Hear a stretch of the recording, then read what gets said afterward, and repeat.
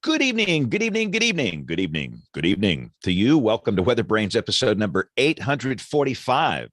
This is for March the 28th, 2022.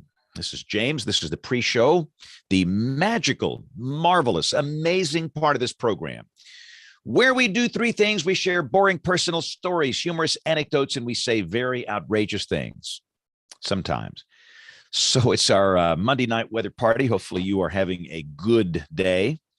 Things pretty quiet across the country today. You know, last week at this time, we had the big severe weather episode in progress out in Texas during the show. We were all glued to the radar while doing the show, but thankfully things are quiet.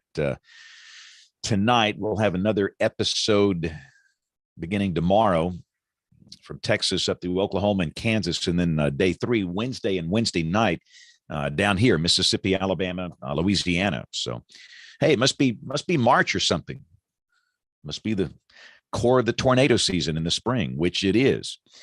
All right, the embed code is on here, so let's get everybody online, and we'll get this weather party started. It's so sad, Aubrey. I have been inviting Aubrey Urbanowitz to the show for 8 years, and last week was her last week. So we will not be inviting Aubrey. I should just invite her anyway and see if she shows up. I know that we got a few folks that are out this evening, including, I think Rick is out. I think he's got spotter training.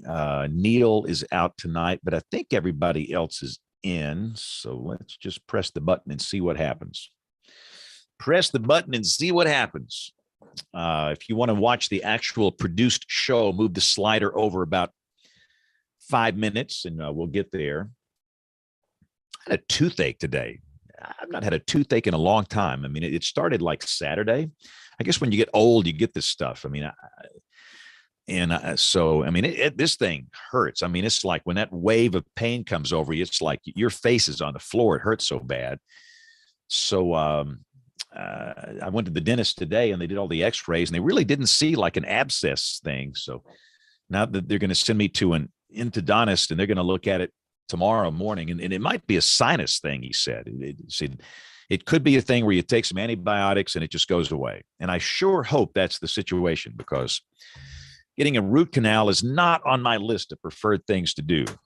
But it's like, and I do these school programs every day and they're great. I love doing them, but I was at one today and, oh man, I was just dying of pain.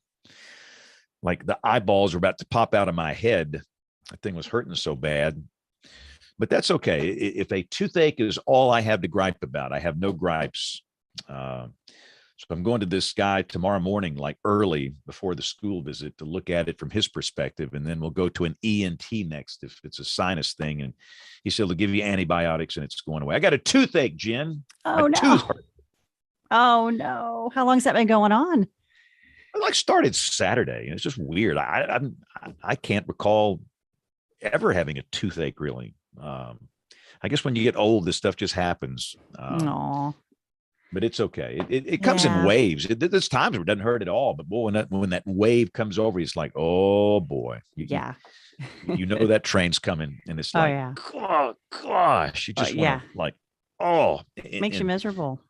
And what people don't understand, if you're on TV or doing, radio, whatever, you got to, the show's got to go on here. You can't just stop and say, man, I got a toothache.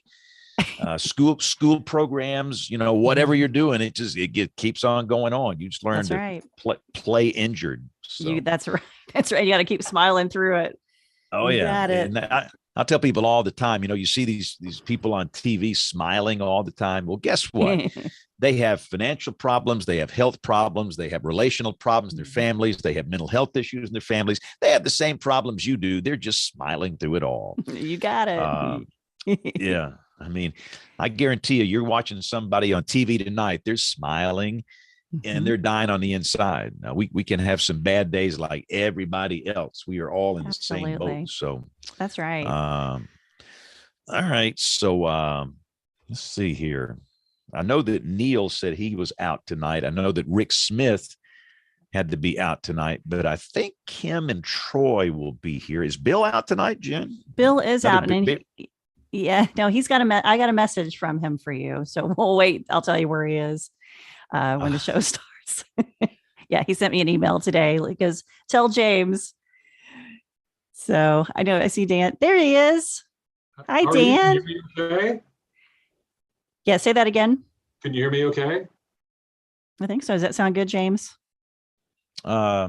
Okay. Dan, talk to us. Say more than 5 words. Okay. Talk to us. Give us a speech. Test 1 2 3. Hello. Yeah, you're good. You're good. Okay, Okay. great. I've got volume coming through my laptop, so I just wanted to make sure that we were good and it wasn't feeding back on you. Nope, you're all good.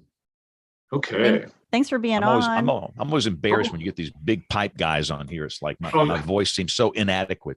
No, you're the big pipe guy. No. I have no way to compete with you guys. Oh, come on. And I sent Brian the invite. He should be here hopefully around 8:15.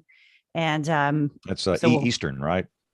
8:15 Eastern. Your time, Central time. Okay, so like in an hour and 15 minutes. Yeah. All right, and we're about to hit the TV folks here, and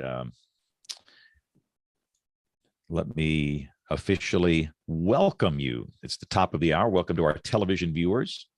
I'm going to start the show here momentarily.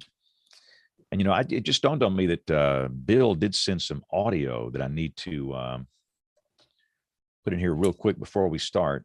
Yeah, I have 3 emails, and the last email we'll do, we can do that one from Rob. Oh, okay. Yeah, that's for those that don't know, it's a classic JB. So let me, before we start the show, let me drop that in the soundboard here real quick. All right. And let me be sure it's the right one. We got some criticism from an elderly lady in the middle. Oh, yeah, that's it. All right. Goodness, there's some classics. I just looked at this. I've got a comedy bits tab in this soundboard. There's some funny stuff. JB, did you see this one today? Indian girls plow fields naked in attempt to bring rain. No, I didn't see it. Now, you've never done this, have you, during a drought? Yes. Wow. Oh, boy. I miss JB. Oh, man. Gosh, those were the glory days. All right, let's get the recorders going and get this thing started here. Troy, you doing all right? I'm here. I'm scared, but I'm here. So okay. Showtime. That's a great show title if we were doing a show here. I'm scared, all right, but I'm here. Here we go in 5, 4, 3, 2, 1. WeatherBrains is brought to you by Midland Weather Radio. Every home, school, and business should have a NOAA Weather Radio, the official voice of the National Weather Service. And the AMS Weather Band. Join the American Meteorological Society by becoming a member of the band. The AMS Weather Band is a global community of weather enthusiasts dedicated to learning and sharing their love of science. Visit amsweatherband.org to learn more and join the band today. WeatherBrains, episode number 845. This is for the 28th of March, 2022. Glad you're with us. Kim, you just joined us. I'm glad you're here. How's life in Oklahoma? It's going okay. We're actually enjoying this brief period of spring, and there's no ice disaster going on. It's pretty fantastic right now. I also have some news for our WeatherBrains audience. It's about time that I share this. Wait just a minute here. Cool. We interrupt this program for a CBS Radio Net Alert Bulletin. So, funny story, the WeatherBrains crew are among the first people who knew this news. I'm working on McLean baby number 3. And yay. So awesome. We're having another little girl, but you guys were among the first who knew because I always have the hardest time in the evening when we do this show, and I felt so awful. I just had to let you guys know why I might be a little bit in and out. I managed to make it for a more continuous string of shows than usual. But that show where you guys were making fun of me for my struggle bus comment, and you had to look up what struggle bus was. That's what was going on. So good. Now good we times. know. That's awesome, though. Congratulations. Congrats. That's great news. That is outstanding. So when is the due date? Do we know? Yeah, early September is the technical due date, but I always get this stuff efficiently done sometime in the 39th week. So it'll be the last week of August sometime. About the time the NWA annual meeting rolls around, right? Yep. I've thought about that. That's an unfortunate little piece of timing. I'm not going to be able to go to Pittsburgh, but I am hoping to be able to present virtually, since it'll be hybrid. So, I'm just going to be kind of keeping my fingers crossed that I'm not presenting and in labor. But if I do that, then notice, Kim, that I didn't say anything about the next hailstorm. That is the hailstorm. Okay. You're right. Let's get through one thing at a time. Yeah, exactly. Wow. Yeah. Well, that's some big news right there, Kim. I don't know if we can top that. Goodness gracious. Troy, you got any big news down there we don't have any tornadoes this week. Last week you were in the midst of a big severe weather event. And contrary to what I may look like if I stood up on camera, I'm not expecting. So sorry. Oh my goodness, Troy. COVID pounds. I've got to get rid of that. But yeah, we were doing play-by-play of the tornado last week as that thing was approaching College Station. That was pretty scary night. But the weather gets active again later in the week. And let's see here, Jen. And by the way, I will say that for those that are watching live or listening live, I'll be speaking at the Southeast Severe Storm Symposium this Saturday on the campus of Mississippi State. So if you're a weather dweeb, a nerd, weenie, geek, dork, whatever, it's a marvelous conference. And I looked at the agenda today, and there's some good content here. And I really go to these things to learn. I mean, I'm a bag of hot air, I'm not that interested in what I have to say, but there's some really smart people at this thing. And if you surround yourself with smart people, and if you're willing to listen to them and approach it with an attitude of humility where you're there to learn, you will learn a lot. And I'm really excited. I will tell you, a lot of people there are a lot of people who can be good speakers there. This is a great meeting. I would be there, but I'm nerding out a little more for an airline collectible show that's going on this weekend at DFW Airport. So that's where I will be. Otherwise, I already made plans to be in Starkville and would have loved to have been there, but the airline show won out this year. But next year I'll be back in Starkville. Awesome. All right. Well, Jen, you're kind of running the ship this week. You can bring in our guest, and we should mention we have another guest that's going to be joining us about an hour, Brian Emfinger. Brian is he does some amazing work. If you saw the video of the truck, I mean, that's become viral worldwide. Yeah. And I want to save it for when Brian comes on the show, but he shot that. But in addition to that, he does some amazing work, photography during severe weather events. He has become really an amazing chaser that has some great product. His videos, photographs are just stunning. And we're going to have Brian on the show in about an hour. But Jen, let's bring in our main guest right now, and I'll let you do the formal introduction. Absolutely. Before I do so, I want to let you know, Bill's not here again, but before we jump to conclusions on where he is, he wanted me to inform. Yeah, but we wanted me to inform you, James, that they are on a working spring break this week, and he stopped by Wesley's Booby Trap in Dora to try to get something to eat, but it didn't open until 4. Wesley's is. So just letting you know that. Oh, brother. So you want to make sure that you knew that.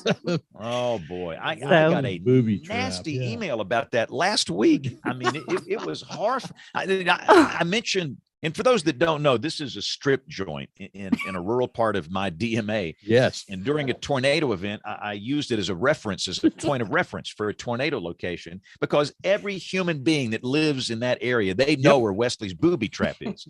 And so I didn't even think anything of it. And everybody get, ooh, he talked about a strip joint. And it kind of settled down. And by the way, they did send me free T-shirts, by the way. If you guys would want a Wesley's Booby Trap T-shirt, That's we'll send them around here.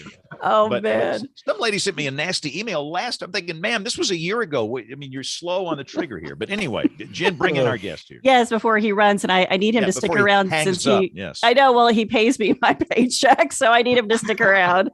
But I've known our guest WeatherBrain for exactly 10 years. It was April 1st, 2012, that I did my first radio forecast for the Storm Report Radio Network under the leadership of Dan Holliday. Dan was raised on a farm in El Dorado, Kansas, and he got his first job as afternoon announcer at KOYY Radio in high school and has worked at several radio stations throughout his career as on-air host and music director. Dan earned his broadcast meteorologist certification at Mississippi State in 2006 and turned his focus to weather forecasts for radio stations across the country. He is the president and co-founder of the Storm Report. Dan Holliday, thank you for not leaving. Welcome to WeatherBrains. Wow, I don't know how to follow that up. I don't even have a geeky conference to go to. I mean, I got to put one on the schedule. That's right. I know. Well, James wanted me to go to Mississippi State because he wanted to meet me on the tennis court, but that's a little. One of these years, I'll make it down there. But Dan, we want to just kind of talk about your life and career and about radio. You know, James got his start in radio and loves radio forecasts and still does some. And of course, that's what I've been doing since 1997. And so let's go ahead and let's start from early on. You know, you grew up on a farm in Kansas, so you're obviously no stranger to severe weather and how important weather is for agriculture as well. So talk about life growing up on a farm and what got you interested in weather. Well, first of all, thank you all for having me. I mean, this is like the gold standard of weather shows, and so it's an honor to be on. But it began pretty early, and like a lot of us that are fascinated with weather, I was terrified of thunderstorms, tornadoes, and whenever there was a warning issued, you know, I would run to my parents and say, where are we going to go? What are we going to do? And we didn't really have a basement. We had a cellar on the farm. But I would say at about 5 years old, I knew that I was fascinated with weather because it was everything to a farm. You know, the cattle we had, the agriculture that we harvested, you know, everything relied on weather. And then there was this incredible fascination with radio. For Christmas, I got like a Radio Shack AM broadcast kit. Somebody gave me a Donnie and Marie microphone that was wireless that would be on AM radio. Wow. Nice. Instead of using that like it was supposed to be for singing, I decided to tape it, the on button on, and just go live all the time on radio. And that kind of created the fascination. But it was finally at 16, a lady named Jean Plummer, she worked at the radio station in El Dorado, Kansas, and I went there over and over asking for a job. And I finally said, I'll work for free. And she said, you're hired. And that's how it began. Oh, wow. That's awesome. So talk about, you know, you have obviously a lifelong, you know, love for radio. Why do you love the radio medium so much? And, you know, to kind of talk us through, you know, that first experience as a teenager being on the air. And then you also, I just learned this about you, that it was at age 16 that you did your first tornado warning. So kind of talk about just your love for radio and how that kind of, you know, sparked your interest in being in it for your career. I think a lot of it had to do with the fact that I was just very shy. It was very tough for me to approach anyone and to get to know them or to make friends. And radio was a way to be able to communicate with people without having to be right there in front of them. But that broke the ice, because then when we did, you know, various appearances out and about with radio stations, you got to really kind of connect with everyone and realize we were all the same, and everybody had the same things that they were dealing with, if it came to shyness or whatever. But I would say that one of the most exciting things about radio is just the human connection. There are things that radio can do in terms of charity, big events.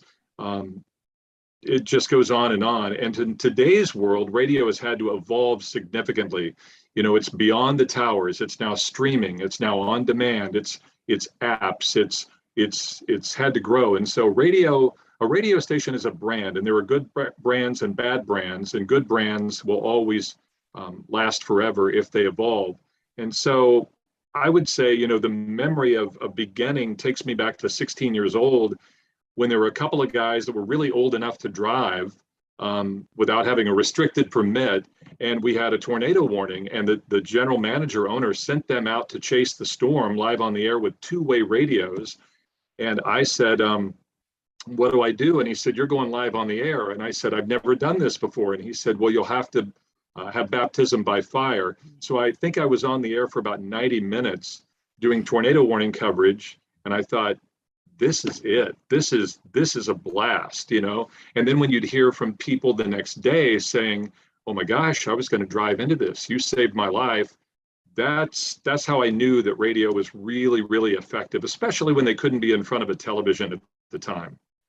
Yeah. Oh, that's awesome. So for the early part of your career, you spent time at several radio stations. And so you were in Wichita as a host, and then you moved up to Kansas City and worked at KFKF, which now you're an afternoon personality first, and then now you actually do their weather. So talk about working in radio stations during the 90s and mid 2000s. What during that whole frame, what is some of the good, bad, and ugly of working in radio during that time?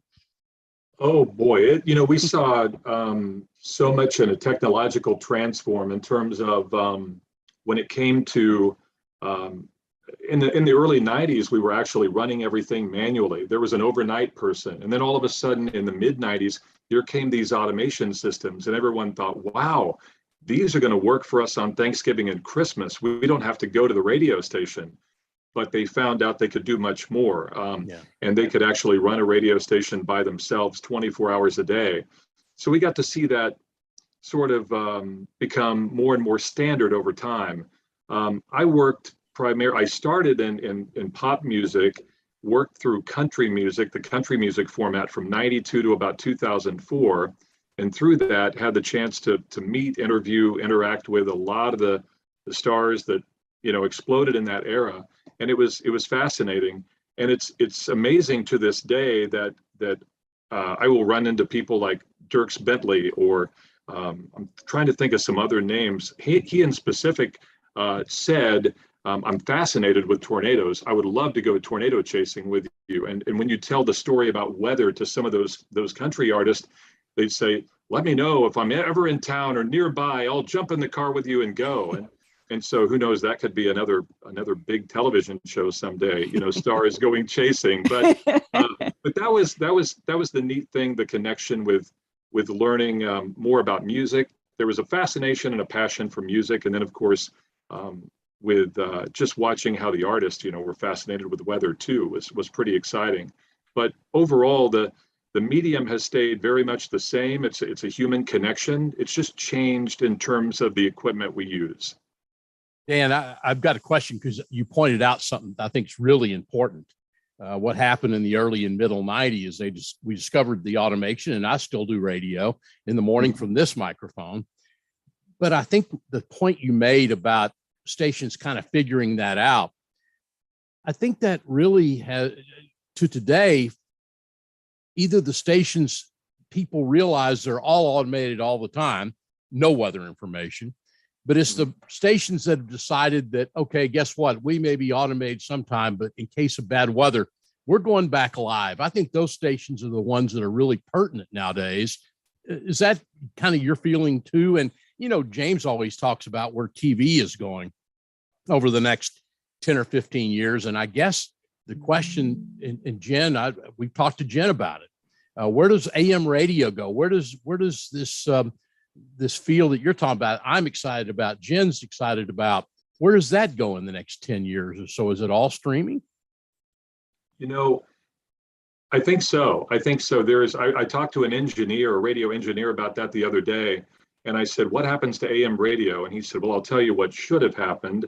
And he had a whole different perspective on how some of the smaller stations should have been signed off and given FM towers to move to FM, and the bigger AMs have been allowed to continue because they still make a lot of money.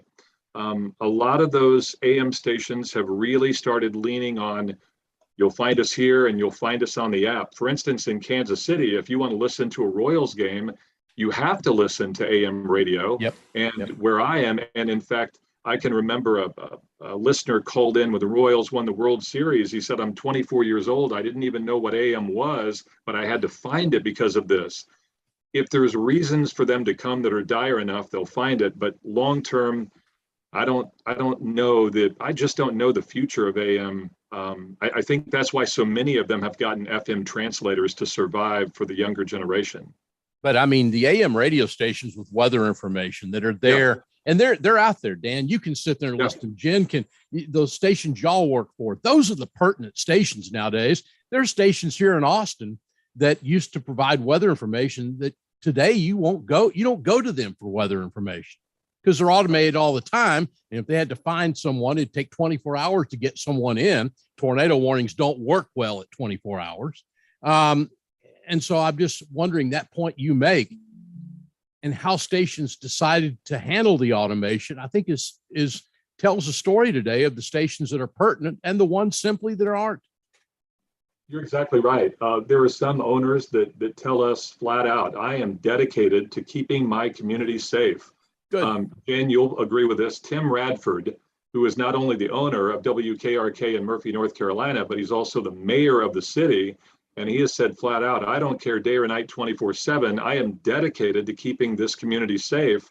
And that's what he wants to do. There are others too. There are very good operators out there. Those that are saying, well, they'll find it on the internet. I think that's a dangerous thing to get into, but there still are good operators, I believe. And there are also ways that people that didn't adapt have had to adapt through the pandemic. They worked from home. They had a studio set up in their house and they went, wait a minute, we can log in and go live from our house and the listeners won't know. So that has really helped too, I think. Yeah, I think so too. Go ahead. Go ahead, Troy. But Janet, I mean, I still go back. I remember the FCC story a few years back. It's been more than a few years. I think the station in North Dakota, train derailment in the city. Some of you may remember this story, and they didn't find anyone that could come in and sign on the station to go local for about 12 hours or so after this derailment, and the FCC was all over them. I'd like to see the FCC tighten up, and I realize, Dan, that the AM radio stations you've got to make some money. It's got to be producing revenue, but I'm hoping that having local news and weather coverage would help to make some of that money for these stations. We work with a sole AM station in California, and again, that's another group of operators that are absolutely dedicated to be live with local news, weather, and sports 24 hours a day, 7 days a week. They do the swap shop show. So if you want to sell some baling wire, you can do that at 10 o'clock in the morning. They've got it all, and they do extremely well, and they make good money because the community still believes in them. Good. And to talk about Murphy one more time too, because I've been on their station almost 10 years. There are specific markets that are not met by TV very well. Murphy is in a spot where they've had tornadoes and they get wicked winter weather, and it's very difficult because of their elevations. They're all over the place, and Murphy covers a huge area, but they have either Chattanooga, which is 2 hours west, or they have Asheville, or they have Atlanta. So they're in the middle of nowhere. And so for Tim, local information and local weather, especially, and being able to have somebody, and we do live hits for them, but we also do stuff on Facebook. We'll do some, just kind of overviews of what's happening to let people know and keep people in the know. And I think it's worked very well for him. And I think that there are those opportunities where local information is so important. And, I know that we enjoy being able to provide that information. It's difficult because you can only be in certain places as much as you can to try to give that information to folks. But, that Murphy, I think, is a success story for many reasons like that. Don't you think, Dan? Yeah, absolutely. And radio stations will often ask us when they're involved on the air, what can we do to get better at severe weather coverage? How can we improve? And I think the basics are important. Where is the storm? Where is it moving? How fast is it going? Who's in the path? And just James, watching your coverage on television, mentioning landmarks is just it's fantastic because people there, they relate to each one of them and they say, I know exactly where that is. I know where it's going. And it really makes a good connection. Well, Dan and Jen, one thing that, not meaning to go to specific stations, but, I think it was KVOO in Tulsa. Yes. Kim, up in your neck of the woods. Were they actually used to, and see, I think this is cool. They used to have a tornado tracking chart with a grid that they gave people to use in tornado warnings. And they had their own little grid, grid box, and you would go find it. It would help people find this. And I always thought things like that. And KVOO used to be one of the, I don't know if it still is, but in Tulsa is still one of the big weather authority stations, radio stations up in the Tulsa area.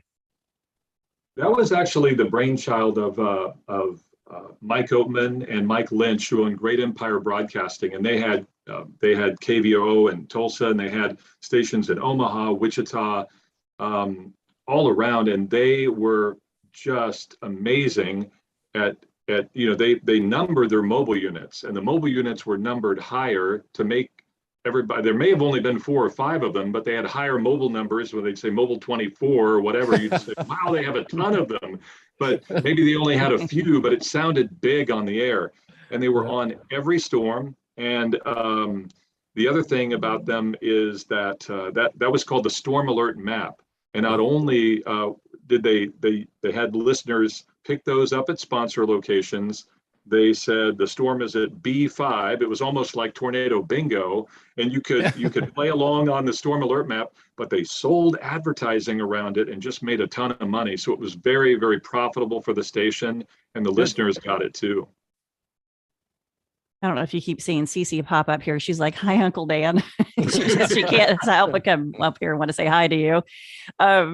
So let's talk a little bit. I want to talk about your chasing. You've done some chases. You were on the 1991 Andover. So, right, you were on that one. And then you were also on May 3rd, 1999 on the Hayesville, Kansas. You have an interesting story there. So talk a little bit about the opportunities you've had to go chasing. Yeah, I chased back before the movie Twister. When you would tell somebody that you were going to chase a tornado, they would say, "You're such a nerd. What a geek," And then Twister comes out and you're the coolest person in the world if you're a tornado chaser all of a sudden. But yeah, I was, I remember that day. I can remember April 26, 1991, just like it was yesterday, the high risk, the talk on the Weather Channel about the outbreak and how big it was going to be. And that was something on the models I can recall we saw almost 5-6 days out. It was so strong. And so it just so happened that I was supposed to DJ, I believe it was a prom that night in Tonkawa, Oklahoma. And so I was on the way to go to DJ that prom. And I had a friend of mine with me, and we were traveling through Wichita. It was hailing. We were going south on 135, and I looked over to the west, and I was in such shock that I tapped him on the shoulder, and we looked over, and there was just this huge tornado coming into South Wichita. There wasn't the communication back then we have now. You had weather radio, a Rand McNally map, and that was about it. And so we watched it come in through South Wichita, and eventually were able to see it as it went right into Andover. I called the radio station I worked for at the time and went live. And I remember the first thing I said was, if you ever thought somebody was crying wolf, this is not it. This is real. And it was, I think we lost a number of people that day, but that was one of them. May 3rd, 99, after dark. Not only were the tornadoes affecting more in Oklahoma City, but also south of Wichita. I believe that was an F4, if I'm correct, that occurred in and around Hayesville. And that was dangerous because I started heading in that direction. Somebody on the scanner said, "I think Hayesville is gone," because I just saw everything blow away. So I stopped and turned around the other way and didn't get that far. But later in about 2000, 2001, I got an email from a guy named Brandon Ivy. And you may know Brandon because he was on the Storm Chasers show on Discovery. But back in 2000, 2001, Brandon sent me an email and he said, "Hey, I was just wondering if you would like to go chasing with me. I want to storm chase." And I responded, "Yeah, I would love to." Come to find out, he told me later, he sent that email to about 20 different people, and I was the only one that responded. But I could tell he was, very good at what he did, and we had some fun chasing for a few years until I moved to Kansas City.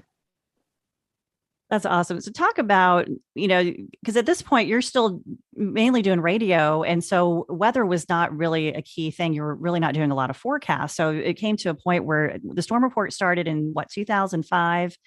And so, and then you first started doing forecasts in 2007. So kind of talk about that. And Brandon was kind of in the midst of all that too, right? Yeah, we started actually the idea for doing this radio forecast service started in 1992. I tried to launch it then in the early 90s, and we got it off the ground, but the technology was not there. We didn't have high-speed internet. We were dealing with fax machines and die fax and all that kind of stuff that, and it just, it hit a roadblock. And I was really, really frustrated by that because we couldn't get it to where we needed to. And a friend convinced me in 2005, 4 or 5, he said, "You got to try this again because the time is right." And so we did. We launched it as a weather feature about extreme weather, what happened the day before, what was going to happen the day of. And it was just a 2 or 3 minute weather feature on radio stations that started in 2005. And so the reason that we did it was because there wasn't Facebook or Twitter or anything like that back then. So that was a way to get the word out. However, in 2007, radio stations started saying, "We like the feature, but we'd like for you to do more, like weather coverage or forecasts. Would you ever consider doing that?" And that's how it began. It began with a station in Dodge City, Kansas, and one became 2 and became over 200 now. So that's the way it worked. Yeah, that's awesome. So between the start of the storm report through 2011, you were kind of doing dual jobs, right? You were doing broadcasting and the storm report. So talk about how that balance was, and how did the storm report grow during that time? What kind of features did you add? Because it's more than just this, as you mentioned, it was the storm report minute, and you added the ag report too, right? Didn't you do some ag stuff and Old Farmer's Almanac and stuff like that? Did that all happen during that time? It did. Yeah, it was a lot of work, and building up the business itself from 2005 to 2011, while I was at the radio station working full time on a country station in afternoons, partially while I was still finishing education through the Mississippi State program. There were nights I think I maybe slept 2.5 or 3 hours for several years, and it was exhausting. But if you love something enough and are just crazy enough, you'll stick with it no matter what it takes to build it. But yeah, there were various features: the Old Farmer's Almanac, the Storm Report Minute, and of course daily forecast that we kind of grew over time. So in 2012, your life completely changed for the better, I think. And so I want to talk about you. 2 women from the Weather Channel radio network sent in their resume to you. They were looking for a job because they just got laid off from one of them had been with the company for 15 years. And they were like, we'd really like to work for you. So talk about, it's kind of a neat story, how everything came about for you to bring on me and then also Sally Russell, who both had worked at the Weather Channel. So kind of talk about that. It's a really neat story. Well, I left KFKF in March of 2004 full time and decided this is the time to put 100% effort into this. And we grew considerably. I was driving all over the middle part of the country trying to get radio stations interested in what we did. And then we got to the point where I was like, I can't do all this myself. And I remember posting an ad in a radio publication, All Access, Troy, you may be familiar with. And so I posted that. And then all of a sudden, here came a response from Jennifer Naramore and Sally Russell. "Hey, we used to work at the Weather Channel as of recently, and we would love to come to work there." And it literally fell in our lap together. It was almost like divine intervention. And we began working together. And, it really started, 14 days later, Jen, we were working a live coverage of the April 14th, 2012 outbreak. And it was like, whoa, this is crazy. We're busy already. Yeah. So Yeah. it was a fascinating story.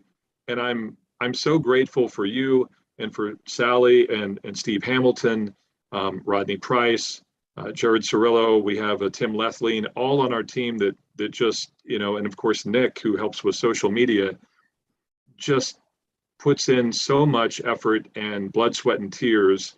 And, I'm just very grateful for everybody. Yeah, I'm so grateful. It was a scary time, to have been working so long and not know what's going to happen. And then, the Weather Channel cut 75% of us. We weren't sure exactly what was going to happen. And it was really a neat, it was a God thing, because I ended at March 31st and started with you April 1st. So I didn't skip a beat. And it was really great to be able to continue to do what I've done for so long. I've been doing radio since 1997. I remember talking to you and, and sending you my stuff. And you're like, Jen, I've heard you on KMBZ in Kansas City for years. So you already knew who I was. So that was an awesome thing to have that connection. And so it's been really a great 10 years. And, the Storm Report, as you mentioned, we have Steve and we have Jared and Rodney and Tim, and we've continued to grow. Where are we at now as a company? How many markets are we in, and the different products that we're actually, getting into now? That's a good question. If I was to count everything up, we're in probably 200 markets with the Old Farmer's Almanac feature we do, and then at least over 80 with the day-to-day weather, and you add that up on the multiple signals, all the radio stations that have, it's hundreds of stations. So honestly, never ever thought that it would get where it is. I had always dreamt that it would and worked for it too, but there's that old saying, if sometimes you're just too stupid to know the odds. And if you keep working hard at your passion, everybody around you may say, I don't know what he's doing. This guy's nuts. He's not going to be able to, but you're just too blind to see that's the end result. And you just keep going. And that's the way it's kind of been for us. Yeah. What have you seen in the changes of radio? I mean, you kind of touched upon it earlier, but just even over the past 10 years, it is so different. I mean, the fact that we can all work from home, and, when everybody started having to work from home because of the pandemic, we were like, oh yeah, this is not new for us. We've been doing this, forever. But some of the changes that you've seen in radio, positive and negative, moving forward over the past 10 years, even more than just the automation, what are some of the things that you've noticed? Well, with innovation comes downsizing, and that's the biggest detriment I've seen. There's a lot of wonderful people in this business, not just in radio, but in television too, that have left. It could be because the money isn't what it used to be. It could be because the positions have been eliminated. And that's the thing. The innovation can be fantastic. The technology can be great, but it is heartbreaking, because a lot of friends of mine have lost jobs in radio. And there's times we've had conversations on the phone where I've said, what do you love to do? Can you do it from home? Can you do it from a studio? Let's talk about how you can take this and make a business out of it. And I think a lot of those people have. I think we've seen a lot of radio people move on and create their own entity from home or a home studio. Secondly, I would say that it's moved to streaming a lot. And if you're talking about somebody between the age of 12 and 17 years old that turned on the FM radio at night, there's fewer radios in the home. And so they are now talking to the Google or Amazon devices, trying to get them to, that's what they have done. That's the radio in the home today. And the radio in the car continues to be good, but it's got more competition than ever. So again, it comes down to the brand, I think. How good is the brand? Are they willing to evolve? And are they willing to tell their audience, here's how you can find us? And not only is it different, but it's more convenient for you. You can hear us now where our tower doesn't reach us, but you can, if you go to Mexico for a weekend, you can still listen. Yeah. And that's a great thing. So we talked a little bit about severe weather, and we still do some live coverage on different radio stations. What are some of the challenges, not only for the Storm Report employees to, as we're looking ahead, like we have a risk tomorrow, and that could hit some of our radio stations in Kansas, as the owner of the company, you're trying to balance everything out. What does it look like? How do you balance that? And just kind of give folks a kind of a sense of what it's like to be on the radio doing severe weather coverage. Well, Jen, one of your suggestions that was great is at the beginning of the week, we kind of lay out, what the week looks like convectively. Is there going to be severe weather in certain parts of the country? So we all glance at it and say, are we going to be able to, have a quiet day Tuesday, or is it going to be wild? And we all rotate on call times.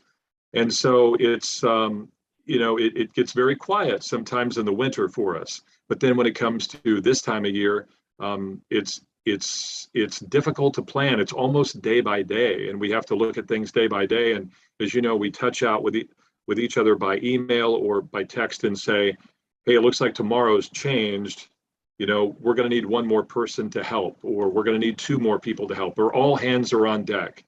So I would say in April and May, June, it's almost constant communication. And we use Discord that you have us using to stay in touch with each other. I remember there was a day, it was back in December, wasn't it, when the big storm system moved through the Midwest, where we had the high winds, the thunderstorms, very unusual setup in December. And we were all on live in different places at different times, and we were all messaging each other, hey, I'm on in Topeka, you're off in Kansas City, I'm on now in Wichita, and it was like a game of telling everybody, I'm busy now, so you're going to have to go here. So it's a really good coordinated effort when it gets busy. Yeah, because you can only be someplace, it's for a certain amount of time. You can only split yourself a little bit here to try to hit everything and make sure that everybody gets the best information that you can. And, and I know for you too, because you have a full shift of work, and you're the owner of the company. And so I want to talk just a little bit about work-life balance. Like, how do you balance it all? And what tips have you learned to try to keep it in balance? Because, weather is 24/7. We kid around that we're in the 25, however you say it, 25/8 weather center. I don't know. Yeah, the 25 something like that. That's right. How do you balance it? Trying to all the duties. One of the best pieces of advice I ever got was watching a YouTube video where a guy said it was a time management video. And I printed off, I created a sheet. He said, make a form. Here it is with some scribble marks all over it. But there's a section in the left-hand column for Sunday night, Monday, all the way through Friday and the weekend. Off to the right, you have duties listed under each one of them. These are things you have to do every day, no matter what. To the right of that, you write down 3 things you'd like to accomplish throughout the day, and you cannot end the day without accomplishing all 3. That helped tremendously, because not only can you keep track of doing what you have to do, but you can also set goals and say, we've got to do these 3 things by tomorrow. Today was payroll was number 1 on the list, so it's like, you got to get payroll done by the end of the month. So we it's those things that keep you on track. Dan, you make me proud here, by the way. I just want to show you. You got the same, don't you? I thought I was crazy, Dan. No, you're not. You're not. But I start at 4. I get up at 4 o'clock in the morning. Sometimes the day winds down at 9:30 or 10. I would say one of the best pieces of advice was create a window of time where nobody can interfere with that, an hour a day for physical fitness, whether it's taking a walk, whether it's going on the treadmill, whether it's lifting weights. Do what you got to do to give your mind a break, because if you stay at it all day without some sort of physical activity, you'll lose your mind in time. So, and I think a lot of us learned that during the pandemic too. Yeah, I think that explains a whole lot with me. I try to avoid the exercise thing because I think exercise will kill you. But show title. Yeah. Well, I am having a hard time with time management, big time, especially since I took on making tornado talk a business. I'm having Yeah. a really balanced problem. So I would love whatever you guys are doing. If you could send me the video or the method or whatever it is, I would like to learn, because you just talk to any of my tornado talk boys, they're like, Jen, do you need another calendar? I mean, I have calendars everywhere on my phone, in front of my screen, up above on the wall. They're everywhere. And it's not because I don't know what day it is, it's because I don't know what I need to be doing that's a priority. And it's really difficult because I feel like at the end of the day, I am missing something. I've forgotten to do something, or I didn't give enough time for myself. And it snowballs till the end of the week. And then I'm like, man, I'm exhausted, and I feel like I'm always playing catch up, and I don't want to do that. And I'm also a perfectionist, as Dan well knows. I like to do things the best I can and do it right. And I'm very ambitious. But I don't like feeling like I'm failing all the time on some of these tasks. I want to stay on top of it. I want to, put my all into everything that I do. But I do feel like I fall short. So I think that there's a lot of us out there who have time management issues. It struggles. That's our big struggle bus, is the time management. My biggest struggle in life is time management. And the problem, you got so much to do. After a while, you cut out sleep, and that's not really healthy. Yeah. I mean, it's like, so I'm sleeping during the week between 1 and 4 a.m. And that's for those that don't do math, that's 3 hours. The right answer, that's not enough. No. And I do better on the weekend, but that's not good, I don't think. But listen to what Dan's saying, because I think it's so important. Is you can't just sit there and say, okay, you got to do the website, you got to do this, but you got to have time for yourself. That's the one thing that I have found out, and I think Dan said that so well. Well, I credit a mentor of mine in Wichita, because when I got my first job as a program director, I started scheduling out, and I said, look, I've got the entire day filled meeting with the salespeople and with different advertisers about this and programming here. And he said, let me give you a little hint. Box out about 2 hours out of the day and say you're tied up in those hours. He said, but keep them for yourself, because you're going to need it mentally. And I thought, yeah, but I'm not getting enough done if I do that. And he said, no, you really are. You need that. And it's so true. Yeah.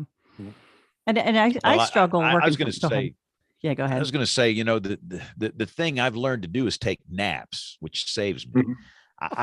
You give me 30 minutes. I can take a 10-minute nap, and that's how I survive.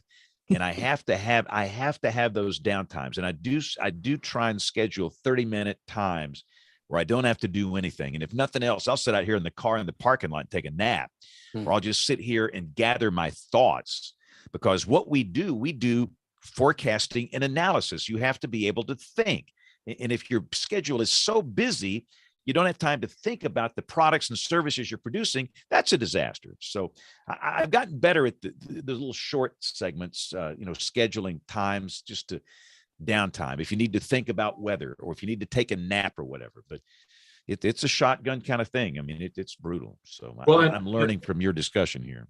Well, I may ask you, James, how do you handle social media? It's your account is amazing, and I love following it, but how do you do it?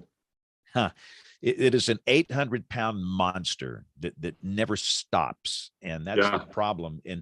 And for a lot of people around here, these social media accounts you run, they're like a public utility. They just expect you to be there. And I get pictures of crashes on interstate highways and explosions and murder scenes and all this stuff. And I'm a weather guy, but they send it to me because they know that I will respond. So many people in traditional media are not responsive. They don't engage. Their mindset, I'm going to work my 8-hour shift and I go home.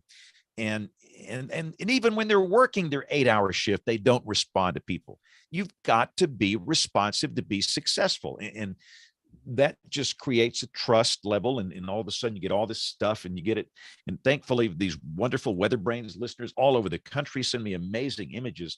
But I will say it can be absolutely overwhelming, Dan. I mean, it's like because you got your the tweeter messages, and then you got the Facebook page messages, got the Facebook profile messages, you got Snapchat, you got Instagram, you got email, and it's mind boggling. And wait until we have a snow event or a tornado event, and every little CPU cycle in my brain, I'm having to learn how to save a little bit of that to be coherent on the air, because it is hard. Y'all are professional broadcasters. I'm not. I'm just some stooge that's a weather guy that tries to be a broadcaster. And I'm trying to learn how to be coherent while processing this big volume of data during these tornado warning spurts. But I don't have an answer for this social media thing. I have no idea. At times you do have to walk away from it. You've got to walk away from it. Just put it down, take a walk in the parking lot, take a walk in the woods, whatever you need to do, because it will eat you alive if you let it. Oh, sure. And you're very modest saying that, because you do a fantastic job of severe weather coverage. And we, Jen and I I remember when we were trying to do social media while we were doing live coverage, and we were like, I don't know how you do it. I mean, it was because you were, number one, you were focused on, I got to get the message out from an audio point of view. And I'm going, oh my gosh, look what's happening over here. And but you're right. Engaging with people is so important. It's that means the world to them. And what's amazing to me, I'll hear weather people complain, oh, people are sending me all this stuff. I don't have time to look at this. You should be honored that they chose you. Out of all of the hundreds and hundreds of weather people in the world, they picked you to send it to. That should be an honor, instead of, being some hassle or something. I'm honored every time somebody sends me a picture. And part of what I've done on this show tonight, I'm processing sunset pictures because it's spring break and everybody's at the Gulf Coast, and I'm getting gobs of these things, and they're beautiful. and I reshare a few of them, not many, but I see them all, and they all know that they're seen and they're appreciated. And here's the trick, at least my trick: everybody that sends me something, no matter how busy I am, if nothing else, they get a thumbs up.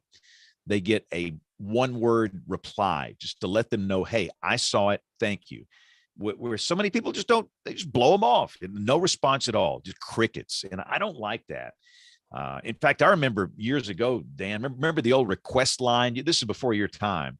Yeah. Back when I did radio, you had a request line. And again, I was a kid in high school and college, but people would call if they wanted to hear a song. It makes no sense to people today. That is the most bizarre concept, because just pick up your phone and play whatever you want to play. But back in those days, you didn't have that. And so that people would call the radio station and ask to hear a certain song. And I remember I would see some guys working in that control room, and all the lights, the phone lights would be lighting up, and they wouldn't even answer the stinking phone. Answer the phone, man. These people, they're calling you. They're not calling the other radio station or somebody else. And I've always tried to approach it that way, going way back to when I was a kid. And now you're dealing it with social media. It's the same kind of thing. So you send me a picture, you're going to get if nothing else, and you might get a longer response, but if nothing else, you'll get a little thumbs up just to let you know that I saw it, and I'm thankful you sent it to me. That's awesome. And by the way, the best request line call I ever had was when there was rain and a thunderstorm on the 4th of July, and the listener called and said, I just wanted to find out if they were moving the fireworks indoors. And I just kind of stood there for a while and said, no. Wow. I think they might be postponed, but they're not moving them indoors. So while we're reminiscing real quick, I want to go back to June 23rd, 1978. This is before everybody on this show was born, except for Troy. June 23rd, 1978. So for a quarter of my life, I had worked at this radio station in Tuscaloosa, Alabama, playing rock and roll music through high school and college, making $1. I think that the starting pay was $1.60 an hour. When I left, it was $1.80 an hour. And but I honestly paid my college tuition with that money. That's how times were back then. But my mom, on my last day working at that radio station before I went to television, she recorded the show on this little cassette deck. The quality's not good, but it's cool that I've got this. This is just the start of my last show, June 23rd, 1978. Set of James Spann, partly cloudy today through Saturday with a chance of afternoon and evening thunder showers. High today and Saturday around 90. This is the news guy. This is Tim Gardner. Rain 20% tonight, 30% tomorrow. I'm Tim Gardner, TBC News. WTBC. Tuscaloosa.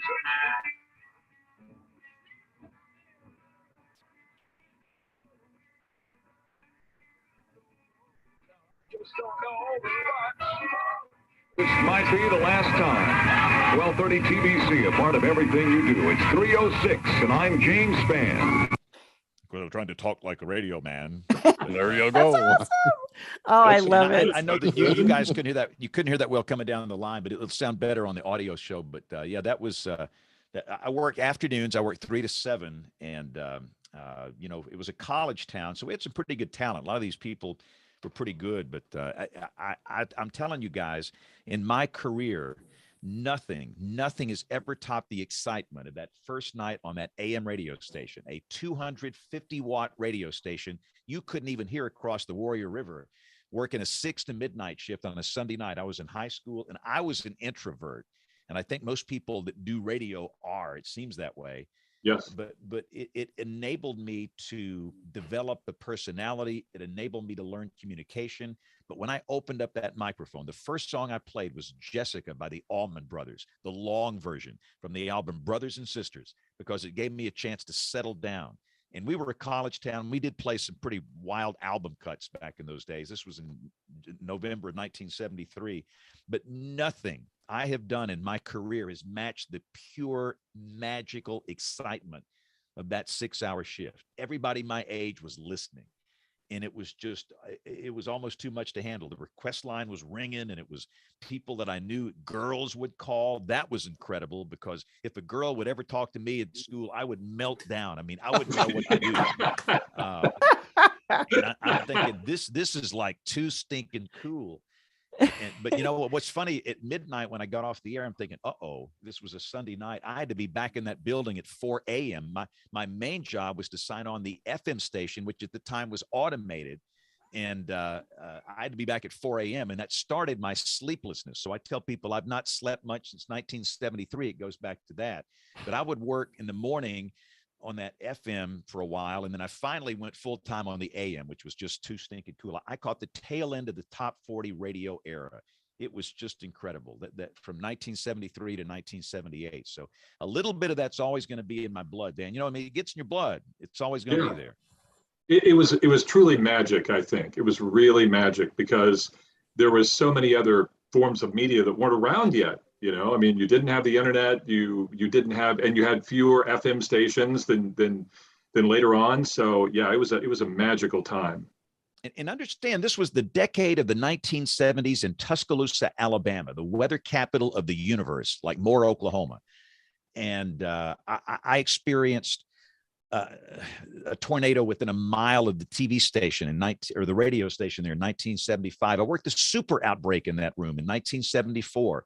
All of these events, and it was crude. Listen, I was a weather dweeb, but we didn't have the internet. I didn't have the knowledge to do it right, but I really tried to communicate important information during all of those horrific events. I thought the world was ending, that the 70s were so violent. We had so many high impact, severe weather events, and that laid the ground for what was to come later in my life. And I'll always be thankful for that. And the man that hired me, that owned that radio station, he was a Bataan Death March survivor, an American war hero named Burt Bank. And he had that station in Tuscaloosa, WTBC, which launched so many careers. So I look back on all the little things that have happened in my life, and being hired in high school in 1973 by that guy, it was a life changer. So it will always be a part of me. And I to this day, what's so cool, I still do weather on WTBC radio. I mean, I am still on TBC doing the weather all these years later. And of course, now they've got, it's called Catfish 100.1.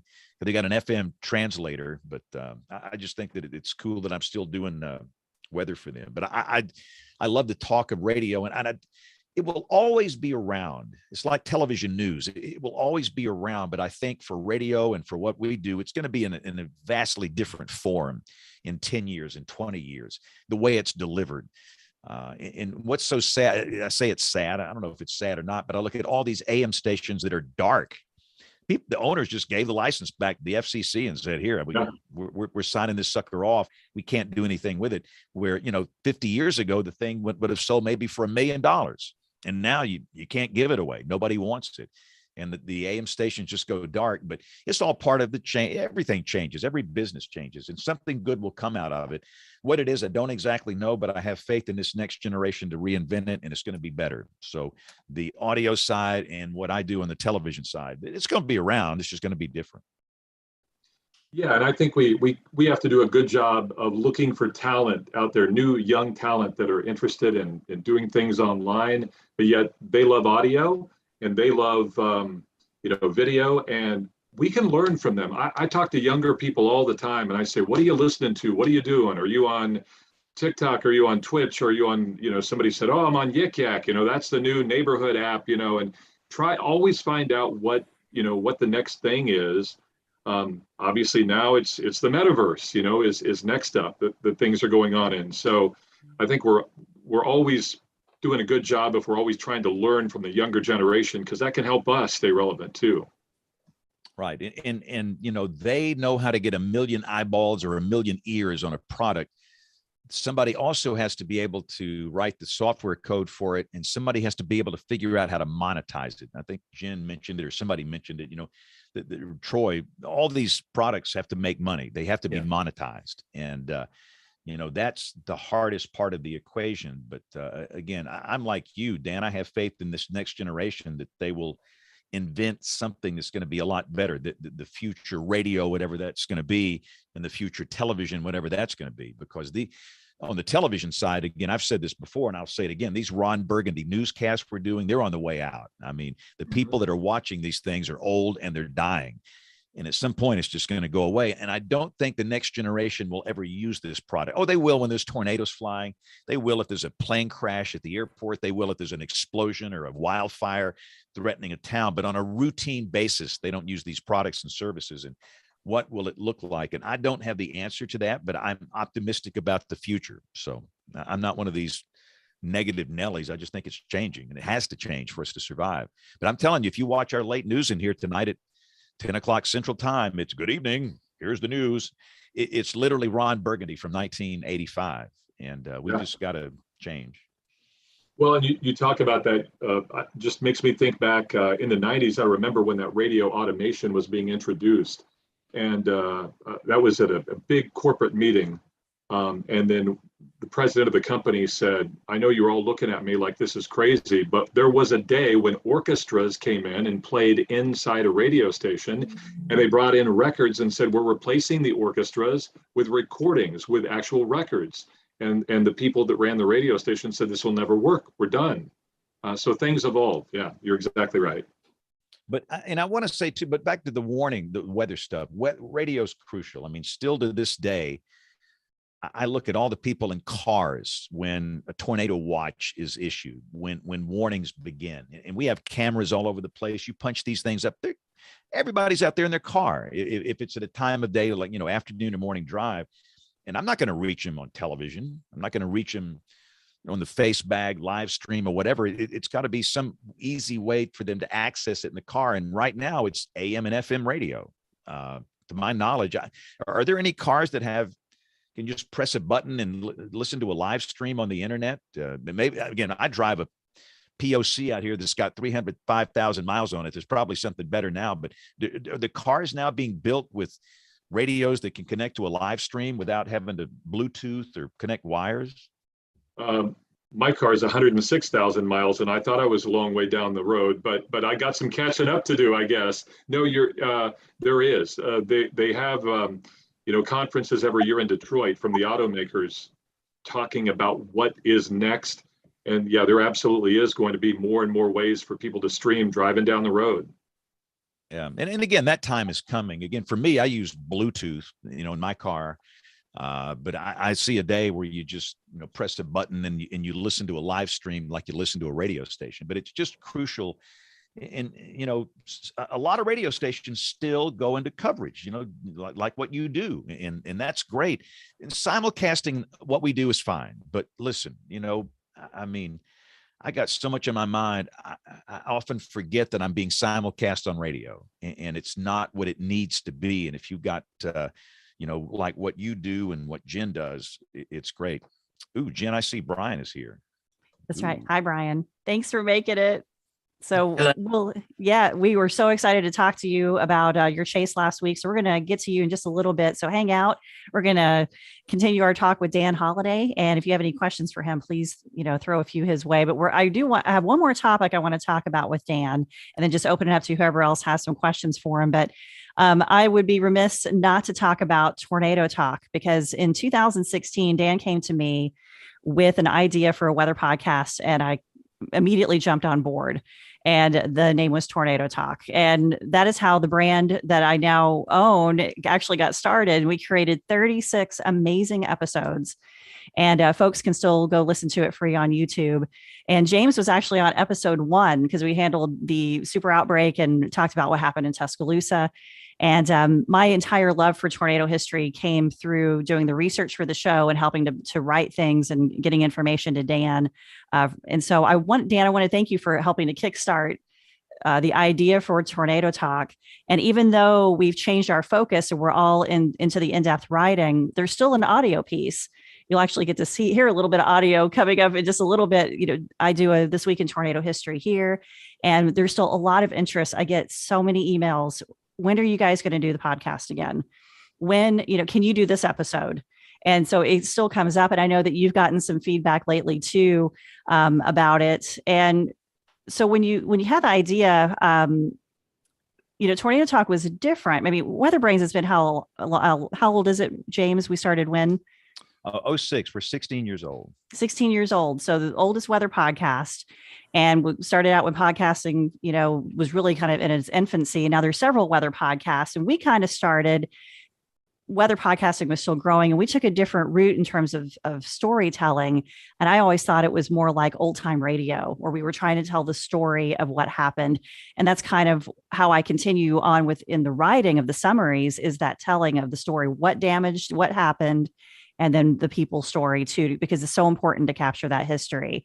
So I wanted just to get your thoughts about Tornado Talk, and how was it, in terms of trying to launch a podcast at that point? And then what was your favorite episode that we did? Oh, well, first of all, I would say, podcasting was always fascinating. And this show started well before the big explosion of podcasting that we know today. WeatherBrains did. But I would say back in maybe the early 2000s, there was a book that was released, and it might have been about, it either referred to or was by Adam Curry, who used to be on MTV, who was kind of credited with beginning the whole podcasting thing. And I thought, man, this would be cool. And as I discussed it with friends in the early 2000s, we were like, yeah, but you can't really take it in your car yet. You'd have to listen on a desktop, and it's just clunky. Maybe someday. But it was always just a really cool thing, because unlike radio, where you definitely have the restrictions, of time, of what you can do, what you can say, podcasting allowed you to reach not only, a small group of people, but anybody. And that idea floated around in my head. So, one day I was leaving our stations in Topeka, and I think I messaged you and I said, I have this idea, Tornado Talk. It's all about tornadoes. That's what the podcast will be. And sometimes you jump into something and you're like, oh my gosh, I had no idea how big this could be. And we, I think both of us found that we were much more comfortable with storytelling. Storytelling involves writing, researching, calling the people, asking if they were willing to be on the show like you did. And I believe we made 36 episodes all in all. Mm-hmm. And I found it a blast. It was very tough for me to balance all the work with what I do with the company, but I loved every minute of it. And my favorite episode was the Joplin tornado episode. I'm trying to remember the episode number. Number 4. Number 4. Okay, it's on YouTube.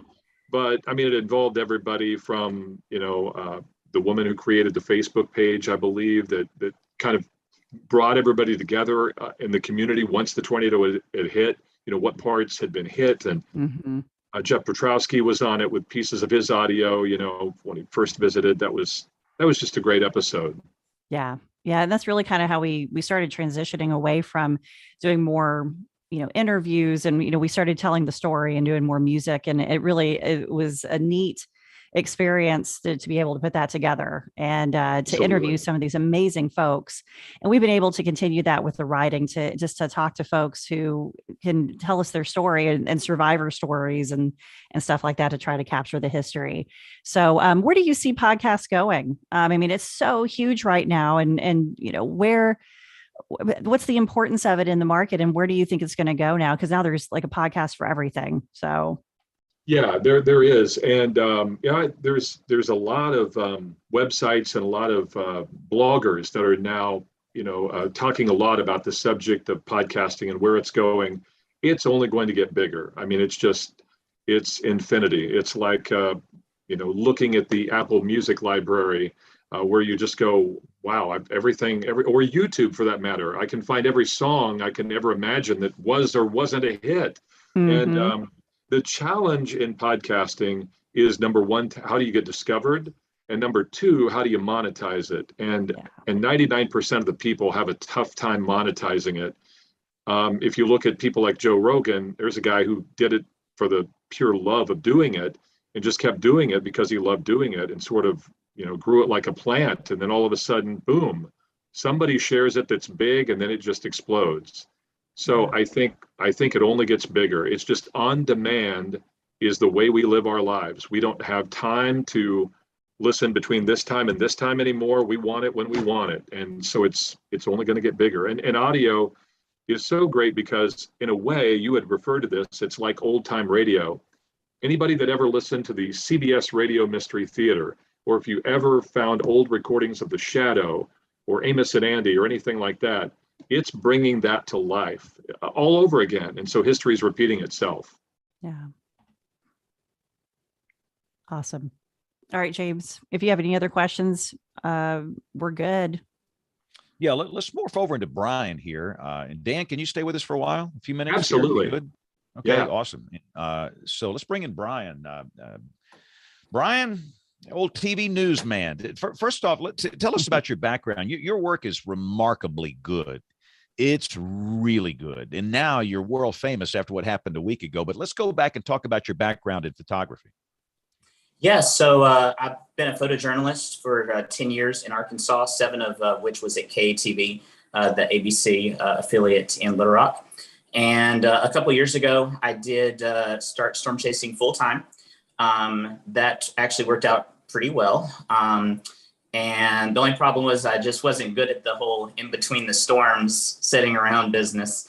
So actually, right now I'm split between storm chasing and also I'm a drone delivery pilot for Drone Up. We do Walmart deliveries here in Northwest Arkansas. Awesome. So we were like brethren here because KATV is owned by the same company that owns our channel here.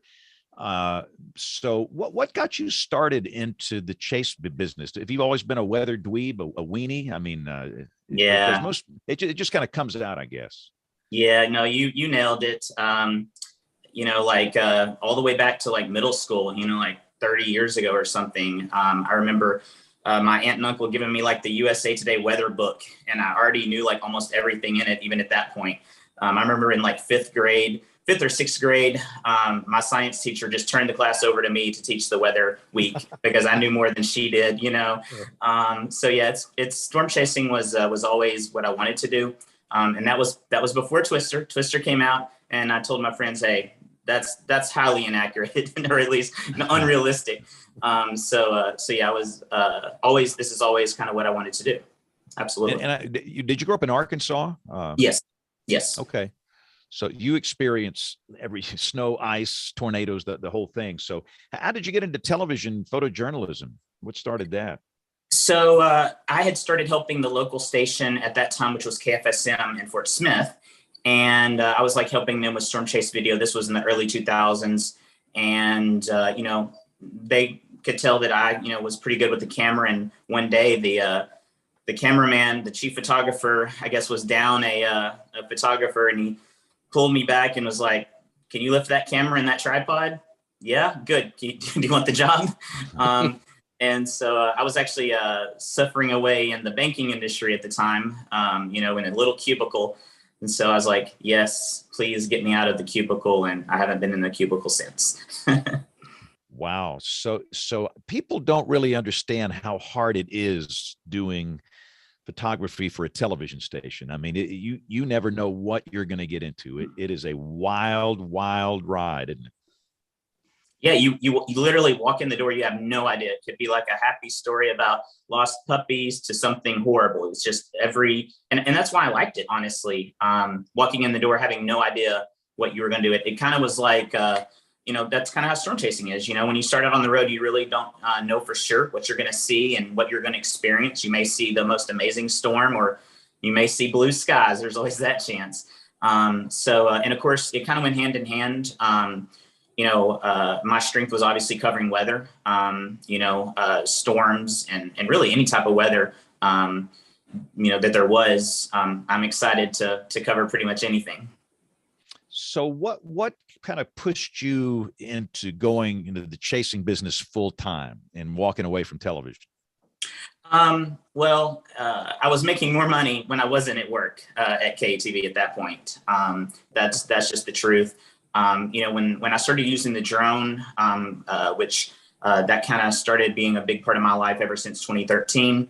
And I don't know if you saw the video way back in the day of like the Mayflower Valonia tornado drone video. That was kind of like, a big deal at the time. It's like the first time that anybody used like a drone, like right over a disaster area like that. I flew it like right after the tornado. And, that was when I started really seeing how impactful drone use was. And of course that's translated even to today with my job. It was always the dream to storm chase. And, my wife, was like, hey, it's really, really hard to balance, those two worlds. And I have a lot more flexibility with my current job. And so it's working out. So let's go back to a week ago. Of describe that whole. I got about 1 million questions here because for those that don't know Brian's work, he is really amazing, and I don't think you get enough credit for what you do, which is why we wanted to have you on this show. But let's go back and talk about the case study a week ago. Kind of set up the day and what led you to be in that spot in the whole event. Well, it obviously looked like it could be a significant day. It obviously, there was some variability in whether there was going to be storms that developed that far south and west and whether they were going to able to remain isolated or not. I had actually positioned just east of Round Rock. And the funny thing is, if I'd have just stayed exactly where I had sit for hours, I would have actually seen the Round Rock tornado, but I got impatient. And I went to the other side of Austin and Round Rock to that first storm that kind of had started looking really nice. I had a film crew that was following me. And so I kind of had to, keep them safe all day as well. That was kind of a little bit of a complicating factor for the day.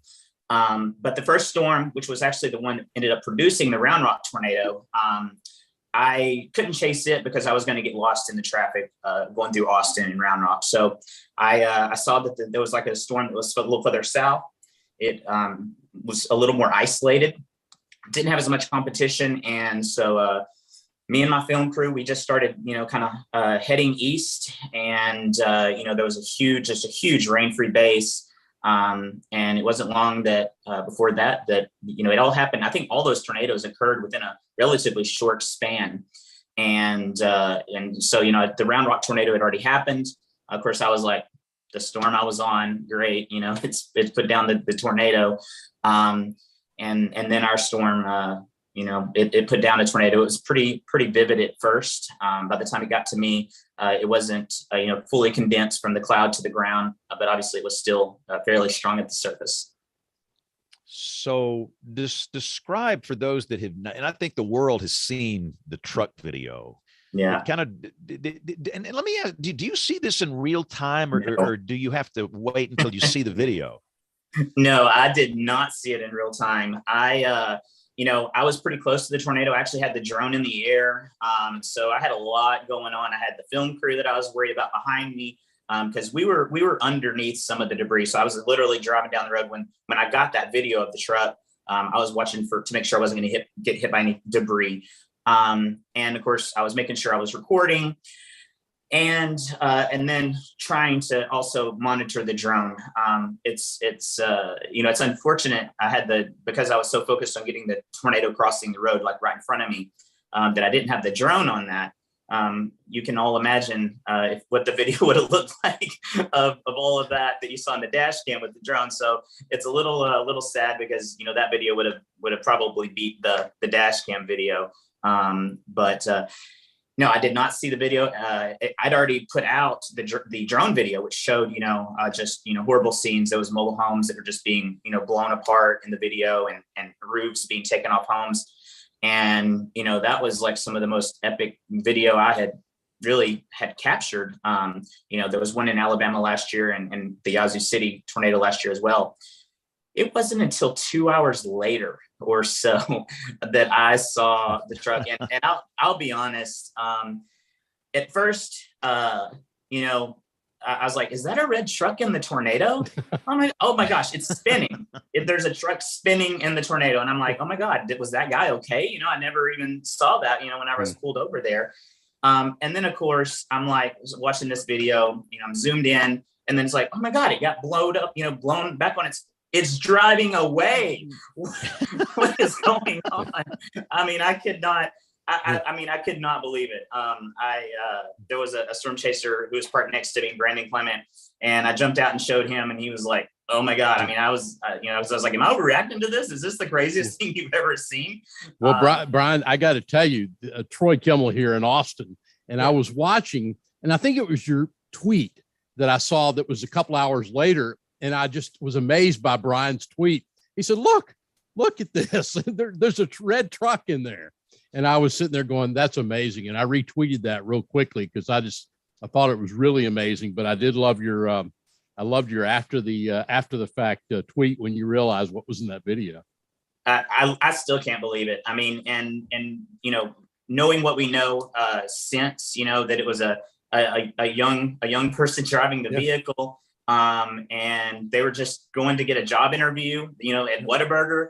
And that was like their family truck, and so it was kind of a big deal that they lost it. Of course, in the video you can't tell it. If y'all have seen the pictures of the truck since, all the windows were blown out, of course it's all scratched up, it's pretty bad off. The driver, he initially was okay. He had some scratches and stuff, and then just like a car accident or something, then I guess the next day he started feeling some pains and had to go to the hospital. And according to the GoFundMe, it was like a fractured back. I think he's going to be fine. Of course, y'all probably also saw that he got a free truck out of it. Chevrolet and a dealership gave him a free truck, $15,000, and his GoFundMe has quite a bit of money in it. So it's nice to that my video kind of helped, because if I hadn't got the video of that, I doubt any of that would have happened.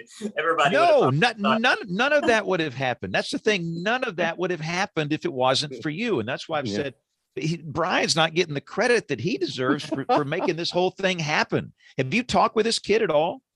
No. So that night I did reach out to his parents, and because obviously I was interested in interviewing him and talking to him, especially, I didn't realize the video was gonna do, what it did. It was like 11 or 12 when it, there was so many retweets. You can kind of tell, how a video, popular it is. I didn't realize it was going to be like that. And so I reached out to his parents, and, they were still a little shook up about it. I left my number. I never heard back. I'm not one to keep bothering somebody, if they don't want to talk to me, that's fine. And also I felt like, they had a lot going on, with their son. It's a traumatic, experience, going through a tornado. It obviously could have went a totally different direction. He's very lucky. So. And how in the world do you find time out in the field and in these horrific conditions where you're posting your video pretty quickly? It comes back quick on Twitter and some of the social platforms. Or do you just do that in your vehicle out in the field?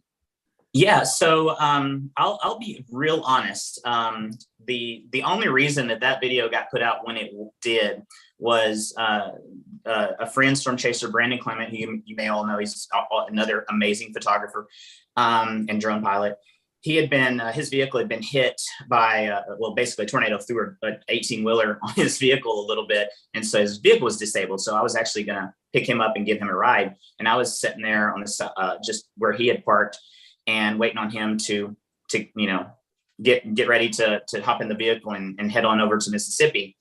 And so normally I wouldn't have had that opportunity. I'd been already driving to Mississippi. It would have probably been 2 days later before I'd have noticed the red truck in the video, honestly, maybe 3 days, because, you get busy. So it all worked out very, very oddly. Normally I'm not sitting just somewhere for so long, just with, I was just like, hey, let's look through the video. And then, I'd already posted the dash cam video, and neither me nor anyone else had noticed the red truck. So it wasn't until you really cropped in and was like, because, there's debris going everywhere. So it's just, you really had to focus. Of course, Twitter, the quality isn't that great. But yeah, it very could have, I might have only found it today if I hadn't have found it when I did. Right. So tell me, flying a drone in a tornado, it ain't easy. This, I would be horrified to even try and do this, but you are so good at it. What are some of your tricks here to make this work so well? You don't lose it. Maybe I shouldn't divulge that, right? Yeah, exactly. Yeah, you have to break our legs. Yeah. Well, there is a lot going on. You're obviously trying to stay safe. You're trying to keep the drone safe. I probably would have gotten a lot closer than that. But there was a tremendous amount of light debris. Obviously these were pieces of barn and insulation and things. So any of that gets on the propeller, that's it. Obviously I have lost a tornado or I lost a drone in a tornado, in the Yazoo City tornado. Yep. Last year. Of course, I was in a good viewpoint for that, trying to get video from the ground. And unfortunately the tornado just veered a little bit more east. So I ended up being right in the path. And so as debris started raining down, I had to, get out of there and get a little bit further east. And in that short amount of time, the circulation of the tornado caught the drone and that was it. Somewhere there's a drone around east of Yazoo City that probably has the best tornado video of all time. If somebody ever finds a drone in that area, some of the video was saved to my phone. But you're obviously fighting rain and wind. The drones are not spec'd to deal with rain and winds. So the main thing is every time it goes up in the air around a tornado, I got to be okay with the fact that there's a really, really good chance that drone is not, I'm not going to see that drone again. I was actually flying my new drone, the Mavic 3. It's like a $2,500 drone. Definitely did not want to lose that. So I was actually being pretty careful with it.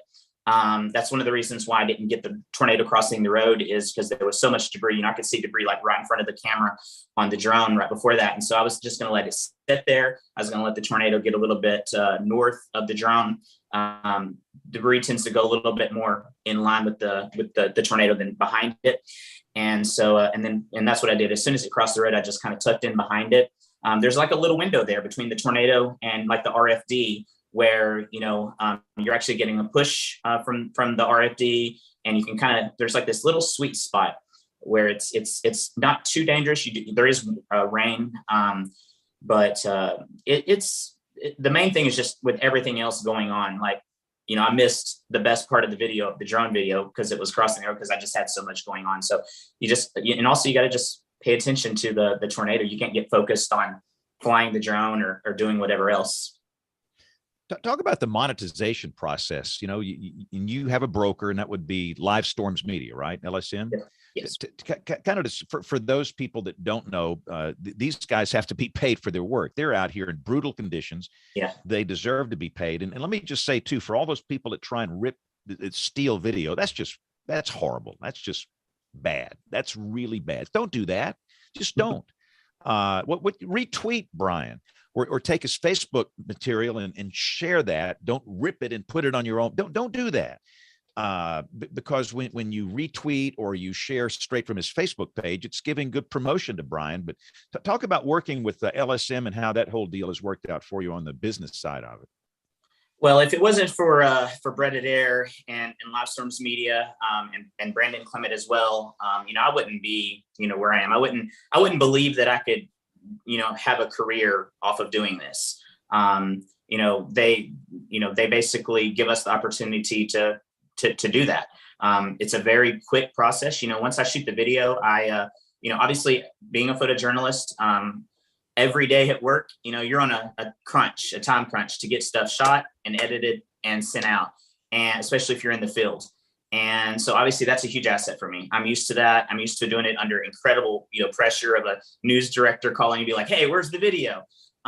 So I think that's made it where, I get, like you said, I get the video out quick. Usually I post it to social media first so that people can kind of see what I have. And then pretty quickly after that, I'll upload it into Brett, and then he handles the rest. It's it's always just a crazy situation because you're also still needing to chase. Basically, if you stop and pull over and edit, it's pretty much the end of your chase. So you try to edit where you can. It's pretty hectic. I mean, like you said, it's a lot of hard work. I'm still not recovered from the other day, with all the requests and dealing with, like you said, the copyright, the photo thievery. I've seen videos with millions of views, and I've even seen it on TV with somebody else's name, and that's where it becomes hard for people to know the owners whenever it's been shared under so many different names. Even though I have a lot of views on my social media. So yeah, LSM is if it wasn't for them, because like dealing with all of the video, getting it out there, the sales, and then having to invoice and all that, there's no way. I've asked my wife years ago if she could do that. There was a few times where we did that on our own, and it's so overwhelming. He has a really kind of streamlined process where I think it works really well, and where I don't have to do anything but shoot the video. So real quick, and I know we have to take a break in just a second, but Brian, there's a lot of young people, and I hear this all the time. I want to be like you, but I want to be a storm chaser. What are just some tips? Let's say maybe they're not a professional meteorologist. They're like you. They're a photographer. They're a video journalist or whatever. What's some advice you can give somebody that wants to try and make it a career? Wow. Don't. It's tough. I mean, it really is. I mean, you have to wear so many hats and wear them like really well. I'm sure that, clearly my photojournalism background set me up to maybe have an advantage there. Cause I know what the network's, looking for, and how to shoot things and how to interview people. And, so, maybe start off, maybe your first job out of high school, maybe you go to a TV station and work for a few years as a photojournalist. I think that would be great. Obviously the drone is huge. It's a huge part of what I do. And, it's obviously transitioned even into a very well-paying, full-time job now. And that was all based initially out of my interest in storm chasing. That was why I got a drone, was so that I could, in Arkansas, in the jungles of Arkansas or Mississippi or Alabama, I could just put a drone up on the side of the road and see the storm. It's kind of all led to this. So, and then the other thing is it's probably not going to be overnight. It's going to take, many, many years of hard work, of, getting your name out there, for credit initially. That's the thing. It's not for credit now, but at the beginning, the networks need to know that what you're saying is true. So if you say this, that it's not, not the truth. And that your video is quality. So when they see that video with your name across it, they're immediately going to be like, okay, I should probably open that and see what that video is. So what 15 or 20 years of not making any money led to, the last, 7 or so of doing it. And really only the last, 5 or so of really, starting to make a huge difference in me and my wife's life. So it's tough. It really is. But again, you do great work. I mean, you really do good work. And would you say this Texas incident, that's got to be your biggest moment in terms of publicity for yourself, I guess, right? No, it is. And I turn down a lot. I don't like to be, I just like to chase, and I like to get video, and I like to show people, what I do. I don't like all this. I was behind the camera for a reason. I'd like to remain incognito as much as possible, but whenever I transitioned to, trying to have it as my actual career, my wife was like, you can't keep doing that, because it helps to have you out there. And so when places, take the, whenever they buy your video, it's only right that, I should tell them, and explain more about the video. And so I try to do that. Yeah. Yeah. And I will say our people here with this company, they always look for your name now. I mean, that deal last week was very good for your business. So, Brian, thank you so much. And if you can stay for a few minutes, that's great. If you have to leave, that's great too. But we're going to pause for a second, and we're going to hear from Tony Rice and from Jen, and we're going to come back with the email segment. We're going to talk with Bruce Jones with Midland Radio, and we will have the picks of the week. Again, Dan and Brian, fair warning, you will need something really cool as your pick of the week. But let's pause for Tony Rice and the Astronomy Report. We'll have Jen's This Week in Tornado History, and we'll be back with much more as WeatherBrains rolls along. Looking beyond the atmosphere, here's Tony Rice with your Astronomy Outlook. Venus, Mars, and Saturn continue to be visible in the pre-dawn skies. Over the past few weeks, Saturn has appeared a little bit higher above the horizon each morning. That's going to continue this week until Monday and Tuesday, April 4th and 5th, next week, when Saturn and Mars will be about half a degree apart in our skies. They aren't that close, of course. It's all about perspective. Mars is about 170 million miles from Earth, and Saturn is another 813 million miles beyond that. The movement from morning to morning is actually mostly coming from us here on Earth, as we orbit around the sun counterclockwise when viewed from above. Elsewhere, on the ground this time, NASA's new Space Launch System, the most powerful rocket ever built, was recently rolled out and is currently sitting on Launch Pad 39B, the same launch pad which has hosted 57 launches before it, supporting the Apollo, Shuttle, and some other programs. Just down a huge rock-covered road is the neighboring Launch Pad 39A, which also hosted Apollo and Shuttle programs and is currently in use by SpaceX. If your travel plans take you to Central Florida over the coming weeks, look for SLS lit up on the pad. It's visible all along the water's edge at nearby Titusville. The Kennedy Space Center Visitors Complex also offers add-on tours for $15 that will get you even closer for some selfies. That's your Astronomy Outlook. Follow me at RTP Hokie for more spacey stuff like this. This week in tornado history. On March 28, 1975, an F4 tornado formed at Farmville, Arkansas, and moved to the northeast straight through the town of Warren. A quote from the March 30th, 1975 edition of the Arkansas Gazette stated, "Spring, usually a gentle and abiding friend to the sleepy Saline River Valley town that has become famous for its pink tomatoes, dealt a hellish nightmare at 7:50 p.m. Friday in the form of the killer tornado that ripped open the hearts of the residential and business districts. Ironically, the twister selected basically the same route as a 1949 tornado that killed 55 persons. The Good Friday twister was particularly horrifying to those who lived through that one 26 years ago. At Farmville, several houses were demolished, and sadly, 3 people were killed. Large trees were downed across the roads leading into Warren, and this made it difficult for the injured to get to the hospital. The twister plowed into the southwestern part of Warren. Frame homes were obliterated. A pool hall was completely destroyed with only one pool table left on the foundation. The Sly Egg Company was also destroyed, and green styrofoam egg cartons from here littered the eastern side of town outside of the damaged path.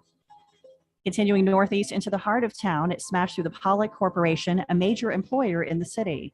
The huge structure was virtually destroyed, and here a man, Ellis Clanton, was killed. The tornado also heavily damaged the Warren Hospital. A nurse, Mrs. Shelton Clark, described that the cardiac wing, quote, virtually exploded in the wind. In all, a quarter of the town of Warren was damaged or destroyed, 7 were killed, and 51 injured. Read about this event and hundreds more at tornadotalk.com. Calling all weather enthusiasts. Join the American Meteorological Society by becoming a member of the band at amsweatherband.org. As an AMS Weatherband member, you'll get to go behind the scenes with the scientists of the American Meteorological Society, whose members have been at the forefront of weather, water, and climate research for over 100 years. You'll learn about the very latest research from the scientists who are actually doing it. What's more, you'll become a part of a passionate online community of weather enthusiasts, get access to exclusive videos, webinars, and other fun content, and support the science you love. Learn more and join the band today at amsweatherband.org. All right, time now to dive into the good old email inbox, and maybe there's something in there. Letters, we get letters, we get stacks and stacks of letters. All right. I have 4 emails for tonight. But before we get started, I want to tell a really quick story of something that happened to me last night. And this will kind of lead into our first email. But I woke up at about 2:15. I was having weird dreams and I woke up. I just felt unsettled. I thought it was just the dreams. And then, of course, I'm awake and I had to go to the bathroom. And so I get up and there's a window above the stairs that come up when I'm upstairs. And it points out to the street. And it was really bright. And I'm like, what in the world? It was like sunshine bright. It's 2:15 in the morning. So I tootle downstairs and I look outside, and right across the corner way there, the house that was being built was completely engulfed on fire. It was absolutely just in flames, and there were no emergency vehicles there yet. So I gasped and I felt ill, and I ran upstairs and got my phone and I called 911 because I'm like, surely someone has called 911. And so somebody had, and they said, they repeated where it was. And she's like, ma'am, is it an active fire now? I said, ma'am, it is completely burning, totally burning. I mean, and I said, I just hope it doesn't spread. And we get some really wicked winds up here out in West Central Ohio. And I was just thinking about how quickly something like that can get out of control. And within minutes, the fire trucks came, and you have to think, something happened and it just blew up that quickly for it to be completely engulfed. And it was very scary. It was the worst fire I'd ever seen. And I was telling this to Nelson, who works for me, and he actually found the hot spot on the satellite that does the fire hotspot, the virus system. He found the hot spot of it. It showed how big it was for it to show up on the satellite like that. And so it was, I don't know why I woke up. I don't know if it was just for me to call 911 or for me to pray. I don't know, but I'm never usually awake at that hour for that. But it leads to our first email, which is from our friend Catherine Blue. She goes, the wildfires ravaging our country are so heartbreaking. Saturday, I learned of the fire southwest of Boulder near NCAR, and I was wondering if there had been any news from NCAR about how the fires have affected their work and their staff. And I haven't heard any updates. I didn't know if anyone here had heard of anything from their crew. I wish Kim was still here. She may have heard, but I haven't heard anything. But we should mention Kim did have to back out, so she's out for the rest of the show. She's obviously it's a tough time for her. It's a struggle bus. Yeah, it's a struggle bus. So anyway, but it just made me think about the folks who deal with wildfires are so scary. And they go so quickly and it can get out of control so quickly. And just thinking about one lot in my neighborhood, it stayed in that one spot. I think the neighbors had some siding that was melted, but it stayed right in that one spot. But if those winds had kicked in, it would have been a completely different story in this neighborhood. And it made you really think how quickly things can change. So, speaking of active things, we have an email from Steve Holmes talking about the Texas outbreak last week. So I thought I'd throw these questions out. And there's some things I'm not familiar with. So maybe Troy, you can pipe in, or maybe Brian, but how well did the CASA radar network in North Texas perform? And what, if anything, did it show that the National Weather Service Fort Worth did not? And, I haven't heard, Brian. I don't know if anyone else has heard. I do know it's a pretty amazing system up there. And our emergency manager here in Austin formerly was with the city of Fort Worth Emergency Management and always talks a whole lot, really on the upside about the CASA network. But Brian, have you heard anything at all about the Dallas-Fort Worth area and how those radars behave? Same. I have no idea. I've been too busy. Okay. Another part of this, the mesoscale discussion included the line worn on forecast high resolution ensemble guidance suggests that supercells may remain discrete through 2Z is worn up and running on a regular basis, even if it's not in a product most of the public will see. I don't know if it's up and running. That's something that Kim could probably tell us a lot better if she were here. But, I got to think that if there's any I was going to say the facets of that's being used, and that's what we're calling it. I would hope that maybe SPC has access to at least some of the initial experimental tools, and hopefully, yeah. And what's this? He mentions too the Edwards Plateau as a storm instigator. Well, the Balcones Escarpment, the Edwards Plateau to the west, and I say about it all the time. It may not be a mountain chain, but it's our hills, by God. And they do offer some difference and relief when you run across the I-35 corridor, as Brian will tell you. Welcome, Brian, by the way, to Austin last week. I'm glad you survived the traffic here. But the bottom line is that we have seen, and actually some studies have shown that rainfall is enhanced along the Balcony. Folks, this is not much more than 500 to 1,000 feet difference in relief initially. But we've actually seen some enhancement of rainfall on that escarpment. So, okay. And James, I'm going to switch things up on you here. So get on your toes. I'm going to switch emails and go to the one from Rob Strecker right now, because the other one will lead perfectly into Bruce. But Rob Strecker, our friend of the show, with the anniversary of the 1974 super outbreak next week, could you bring out Dust Off and play the story of J.B. Elliott and the lady that called him at the National Weather Service that night? We could do that because that's what we do. We got some criticism from an elderly lady in the middle of the night on the phone. Tell us about that, JB. I'm afraid I might get tracked down. Maybe listening. Go ahead. 2:32 a.m. We were in a lull. I went back to the radio room and got a cup of coffee, and most people listening around the country won't know what this is, a delicious banana moon pie, and sat down to take a break, and the phone rang, and I answered National Weather Service, and there was a faint little lady's voice that said, "Sir, I'm calling from 50 miles away, long distance, so I can't talk long." Back in those days, I think a long distance call was about 74 cents a minute or something like that. And she said, "May I read some Bible verses to you and say a prayer for you?" I said, "Sure." And she read a few Bible verses and said a prayer. And the minute she said amen, I knew I had been trapped.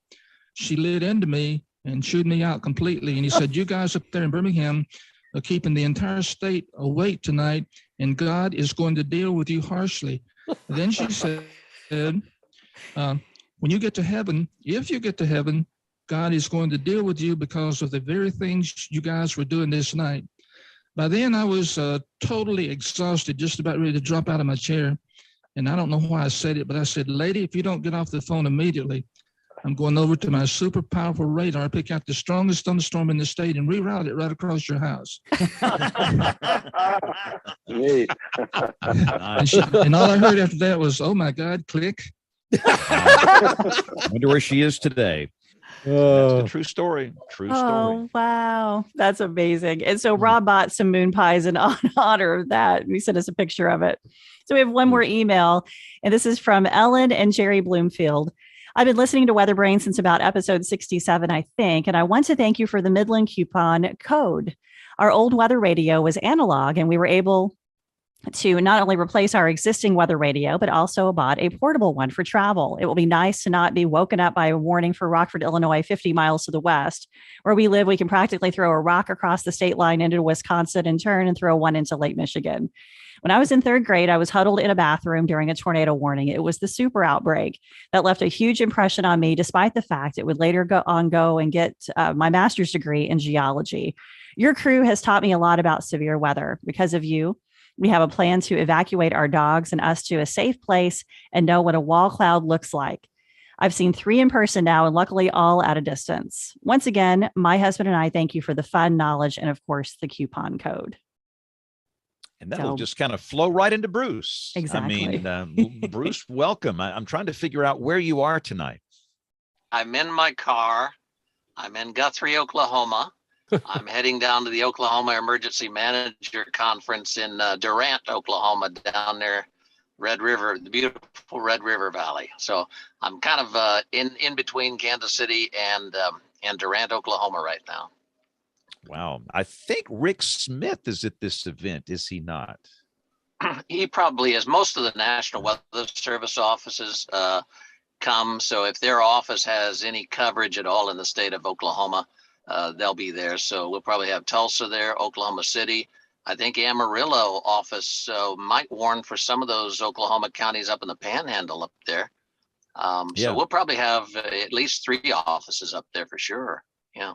I had a chance to speak at that event several years ago, and it's really good. It's very interesting. Some great people are there, but we need to talk very quickly, Bruce, while you're with us, about the advantages of having a weather radio. When I do school programs like I did today at Big Sandy Elementary in Tuscaloosa County, I always put a picture up of a Midland WR120, and I say, how many of you kids know what this is? And every year the number goes up. I'd say it's about 50% now. They've got one at their house. They raised their hand. But Bruce, 50% of these kids don't have one. And I tell those kids, now you're going to go tell your parents to go get one and be really whiny when you do it, because this really needs to happen. But what I'm learning as I go about every day is the fact that we still have so many families in tornado prone areas that don't have one. And it's a big deal. Yeah, I know. And that's been a frustration of mine my entire career. I just don't understand how people can live in the United States of America and not have heard a weathercaster on television talking about the NOAA weather radios. I mentioned them all the time when I was on radio and TV, and I guess we all kind of assume that everybody knows about them, but we also assume everybody knows the difference between a watch and a warning. And so that's why we constantly go over this stuff again and again and again, just as a reminder. So for those of you who are listening to the podcast, NOAA Weather Radio is the official warning system of our federal government. It's a broadcast that comes direct from your local National Weather Service office. They have 1,033 transmitters all over the United States. So 95% of the US population can pick up the signal from one of these transmitters. So I would encourage you all to just help spread the word about this. It's a system that's been in operation for 50 years now. It still works very, very well. And we need to remind people that if the cell phone tower nearest your home stops operating in the middle of a storm, you may not get anything on that cell phone. So just remind people to have multiple redundant ways of getting these warnings. And to me, the gold standard is NOAA Weather Radio. And we do have a special for those of you who listen to the podcast. If you're a WeatherBrains fan, a listener, a viewer on the video feed, go to midlandusa.com. That's midlandusa.com.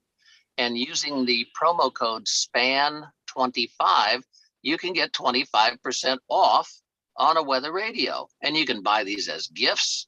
We have Easter coming up. We're going to have Mother's Day and Father's Day. There's birthdays, there's anniversaries, there's weddings, there's baby showers. There's plenty of opportunities to give these as gifts, and they are a life-saving gift.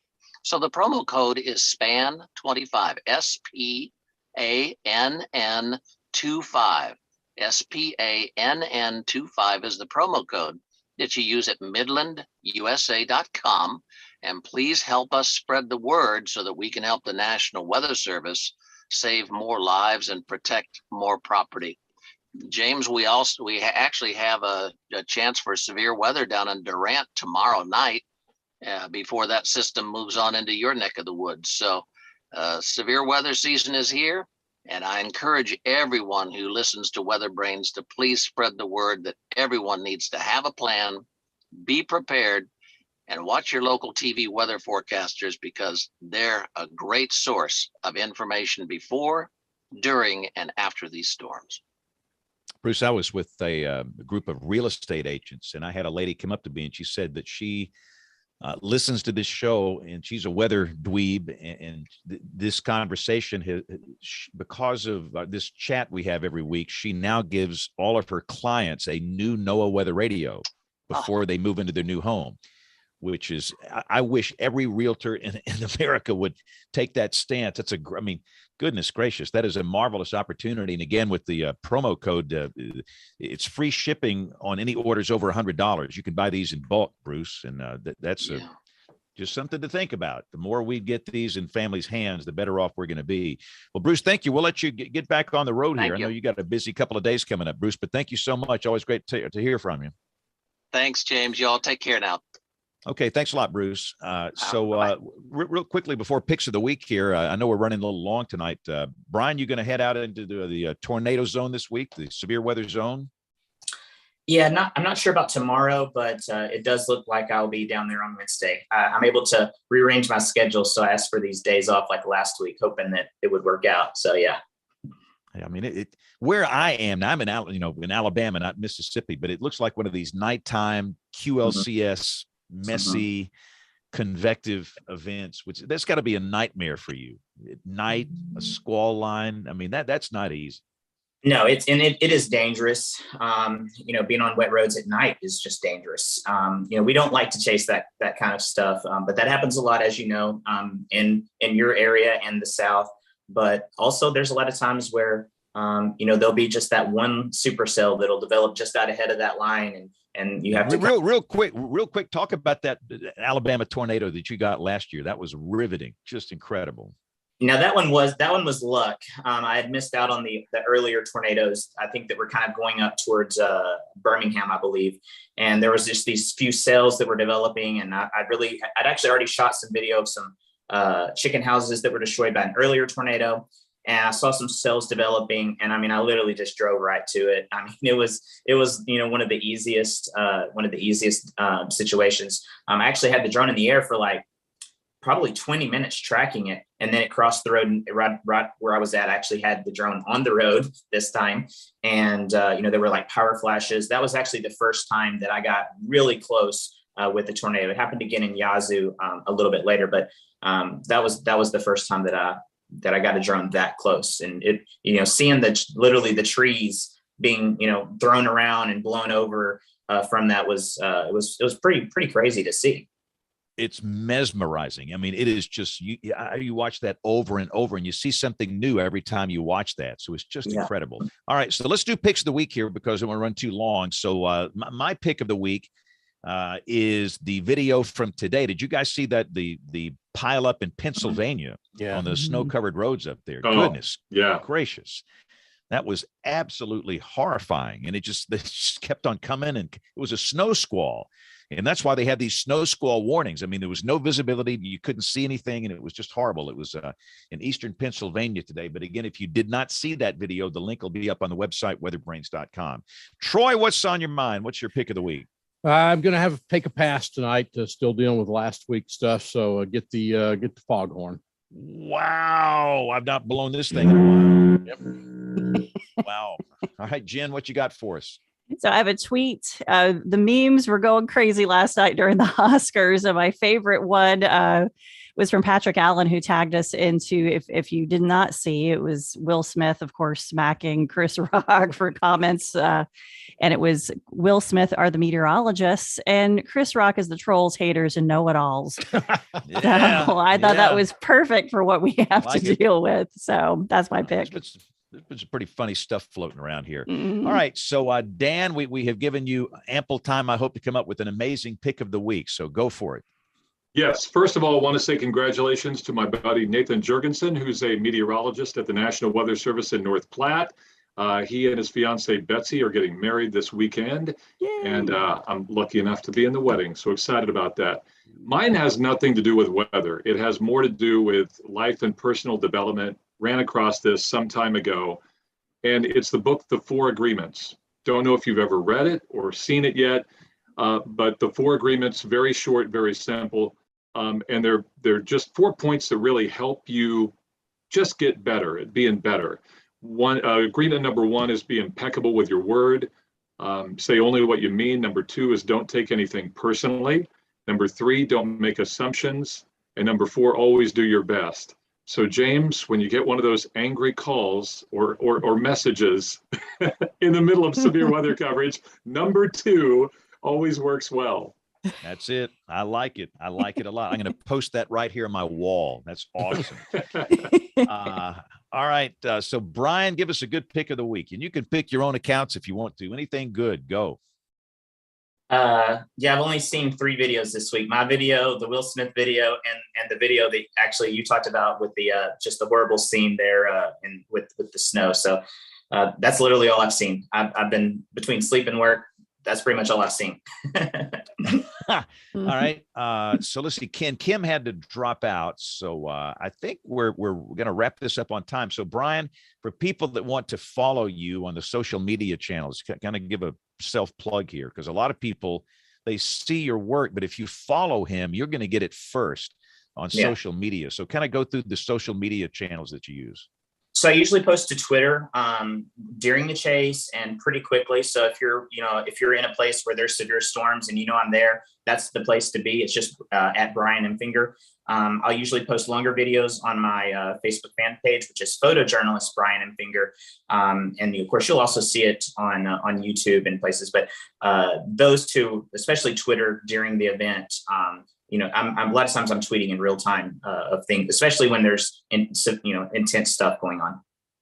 Yeah, and Brian's just got great stuff, so he's a great follow. All right, Dan, so give us plug away. How can people follow you? You can find us online at thestormreport.com, also on Twitter at The Storm Report, also via Facebook, the Storm Report Radio Network. And we just appreciate the chance to be on the show. This has been so fun and such an honor. Awesome. Well, I appreciate both of you guys being on the show. And Jen, that little note you posted from Dr. Neal about NCAR. Yeah, Dr. Neal just wrote that to answer Catherine's question, NCAR facilities are fine. Downslope winds kept the fire to the east of the Mesa lab. Tomorrow, Tuesday, will be open as normal. So that is good news. That is great news. Well, again, this has been a really, really good show tonight. For those that are new, WeatherBrains is typically on the air every Monday night at 8 o'clock Eastern, 7 o'clock Central. A lot of people watch it live over at live.bigbrainsmedia.com. But we know that most of you listen, and we thank you however you watch or listen. To send us an email, the email address, it's email@weatherbrains.com.